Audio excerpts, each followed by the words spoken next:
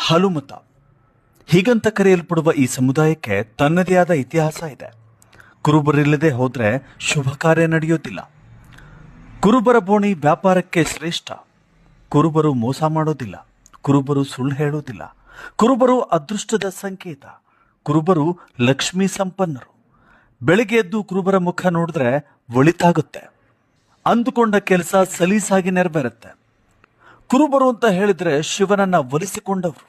ಹೀಗೆ ಕುರುಬರ ಬಗ್ಗೆ ಹೇಳ್ತಾ ಹೋದ್ರೆ ಅದಕ್ಕೆ ಕೊನೆಯೇ ಇಲ್ಲ. ನಿಮಗೆ ಇದೇ ಕುರುಬ ಜನಾಂಗದ ಇತಿಹಾಸ ಗೊತ್ತೇ? ಕುರುಬ ಜನಾಂಗ ಅತ್ಯಂತ ಪುರಾತನ ಜನಾಂಗ. ರಾಮಾಯಣ ಮಹಾಭಾರತದಲ್ಲಿ ಉಲ್ಲೇಖವಾದ ಕುರುವಂಶ ಮತ್ತು ಯದುವಂಶ ನೀವು ಕೇಳಿದ್ದೀರಿ. ಅಲ್ಲಿಂದಲೇ ಕುರುಬರ ಅಸ್ತಿತ್ವ ಈ ಭೂಮಿ ಮೇಲಿದೆ. ಕುರುಬರ ಮೂಲ ಪುರುಷ ಉಂಡಾಡು ಪದ್ಮಗೊಂಡ, ಹಾಲು ಮತದ ಮುದ್ದುಗೊಂಡ ಹಾಗೂ ಮುದ್ದ